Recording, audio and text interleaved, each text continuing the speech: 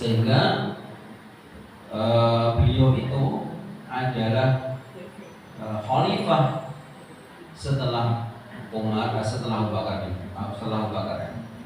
Jadi Umar itu mempunyai julukan yang luar biasa, pembeda antara hak dan batil.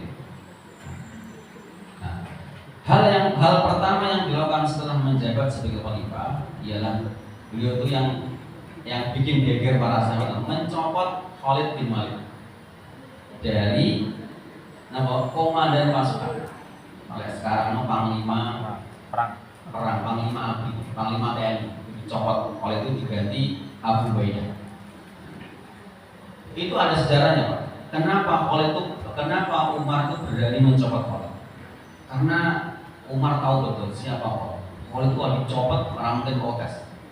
Karena Khalid bin Walid itu beliau menjabat sebagai panglima perang itu nggak ada tendensi lain-lain.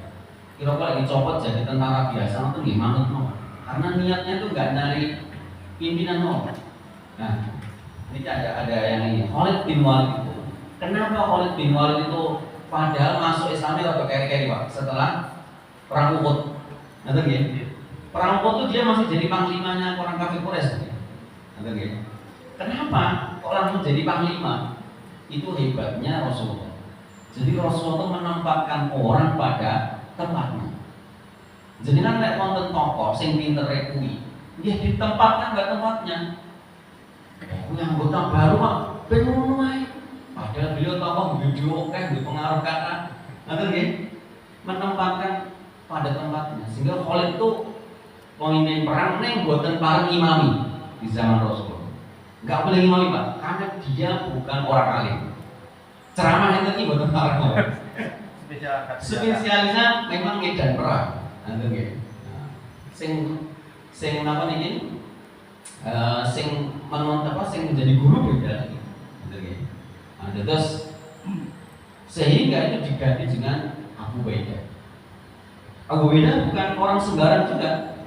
Dia masih ingat perang ini Ahzab. Ketika di Madinah itu dikepung oleh sekutu itu. Itu kan Rasulullah itu malam-malam pas dingin-dinginnya itu dikumpulkan para sahabat untuk ada mengirim satu telik sandi. Jadi telik sandi ini apa? Telik sandi ini mata-mata. Bahasa kerennya apa nih Pak? Mata-mata. Intel. Itu gak ada satupun sahabat yang ngeten itu ngacung, gak ada. Selewa Sayyidina Ali itu gak ada, semua nunduk semuanya, gak ada yang berani. Kenapa? Saking gentingnya dan saking sulitnya, medannya sulit, kondisinya sulit, kelaparan, diboykot oleh sekutu, dingin dan sebagainya, sehingga Rasulullah itu tiba-tiba menunjuk Abu Ubaidah. Abu Ubaidah, berdiri kamu Abu Ubaidah, berangkat berangkat Abu Ubaidah. Ketika sudah nyampe di kalangannya orang-orang kafir Quraisy itu malam-malam juga. Itu kan khasnya orang itu ketika malam itu sebenarnya Abu Jahal itu sudah merasa ini ada penyusup. Maka malam itu juga bilang, tanyakan sampingmu namanya siapa. Pinternya Abu Jahal sak burungnya ditekok-tekok isek. Jangan coba dengan tegas, tidak kelihatan. Dan padahal Abu Ubaidah itu langsung di depannya kita ini Abu Jahal. Ketika Jalil langsung sakit dibunuh. Tapi karena tugas beliau disuruh Nabi itu hanya untuk memata-matai, ya selesai di situ. Kembali lagi. Terus menggantikan Khalid bin Walid dengan Abu Ubaidah itu adalah sesuatu yang levelnya sama. Terus itu ketika itu ramai, tinggal diganti. Ternyata ada beberapa hal Khalid bin Walid itu di atas sakit. Beliau udah mulai rasa punya dalam dirinya itu menurun kondisi fisiknya.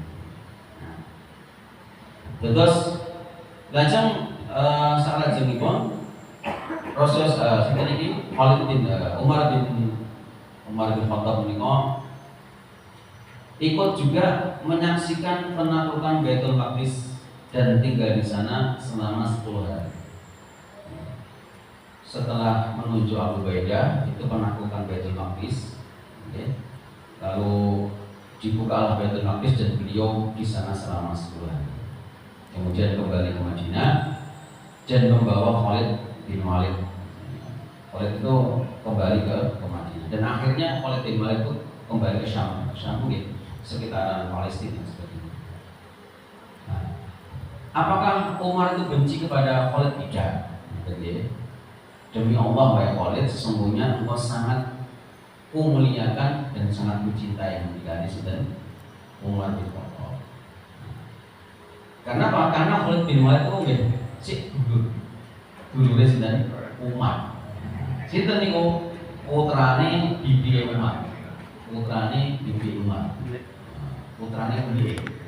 Berarti nomor 5. Misanan. Misanan ya. Sepupu. Sepupu. Terus ya di kertas lah. Foto-foto dulur. Nah, lalu Khalid bin Walid meninggal di Syam ya. Nah, bagi rahmat Allah ada pada tahun 16 Hijriah. Jadi daerah-daerah yang dikuasai oleh Persia itu ditaklukkan oleh Umar bin Khattab. Umar bin Khattab itu memang spesialis adalah menaklukkan kota-kota yang dikuasai oleh Persia dan Romawi. Ya memang pemimpin itu beda gitu. Mungkin di eranya Utsman beda lagi Pak. Baik, eranya Utsman itu apa? Eranya Ali Novoan itu beda-beda. Ya. Karena Ali itu orangnya lembut ya, tidak seperti Umar. Penaklukannya tidak sebanyak yang dilakukan oleh Umar bin Khattab wilayah-wilayah yang dikuasai oleh Persia dan Romawi. Dan itu orang-orang Persia dan Romawi itu pun ningali yang Islam itu pun bentar duluan ya. Karena ada suatu ketika Umar itu pintar ya. Ketika ingin menguasai sebuah daerah yang dimulai Persia itu saat ini Iran ya. Nah itu hari pertama perang itu sulit ditaklukkan. Hari kedua itu ditanya sama Umar, ini kenapa kita kalah? Ternyata sholat ya sholat, lalu sholat sunnah itu juga ditanya, sholat tahajud ya tahajud, tilawah ya tilawah. Dan perang itu masih ada tuntutan tahajud. Perang itu ditanya sunnah sama Umar itu. Langsung ada satu sunnah yang belum dikerjakan apa? Siwak, bersiwak. Apakah kalian nggak bersiwak? Bersiwaknya apa? Sikat gigi lah, siwak nanti. Wes saat kabeh golek siwak, bisa enak gagal kan pendet dicakoti kan. Lah telek sanjine orang Persia tuh delok wah wong Islam ngamuk mangan gagal dipangan. Akhirnya mereka gentar kalah di perangan kayak gitu. Nah ini luar biasa. Betul Allah. Di masanya Umar itu ada namanya wabah taun. Wabah taun itu kita itu COVID, tapi bukan COVID namanya mereka. Taun ya. Taun itu bisa kusta atau lepra. Pasukan kaum muslimin yang tengah berada di Syam mendapat musibah wabah taun pada tahun 12 Hijriah. Nah, padahal setelah mendengar berita itu Umar yang tengah menuju Madinah berkeinginan untuk kembali ke Syam, ya kan? Dan terus Umar itu perjalanan dari Syam ke Madinah. Di tengah-tengah jalan ada kabar ada wabah taun di Syam. Terus Umar tanya, "Iki piye? Aku terus ning Madinah, mau balik ke Syam?" Jadi Umar itu ingin balik ke Syam karena dia tanggung jawab perasaan Nabi. Dan itu dikasih pendapat oleh sahabat. Bahkan ini ada Abdurrahman bin Auf menyampaikan, saya pernah mendengar Rasulullah. Rasulullah itu idza sami'tum bil waba'i bi baladin fala taqdumu alaihi wa idza waqa'a bi baladin wa antum fihi wa la tahjuju firar min.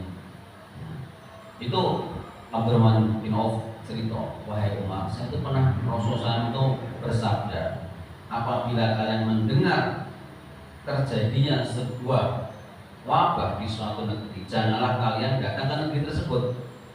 Dan apabila terjadi wabah di satu negeri, sedangkan kalian tengah berada di negeri tersebut, janganlah kalian keluar melarikan diri dari sana. Jadi kalau ada wabah itu, kita nggak boleh masuk di daerah situ. Lek konten meriku, nggih mboten usah pegang. Kalau kita dulu mau lockdown ya, lockdown, COVID. Nah, COVID nih kok antara ada dan tidak ada. Tapi itu kok nih, kayaknya ngomong nih, oh bukan, masya Allah. Lek ngomong rahinek, jadi rahinek yo ada, karena saya merasakan. Kalau badai dikirim ke rumah sakit RSUD Puskesmas.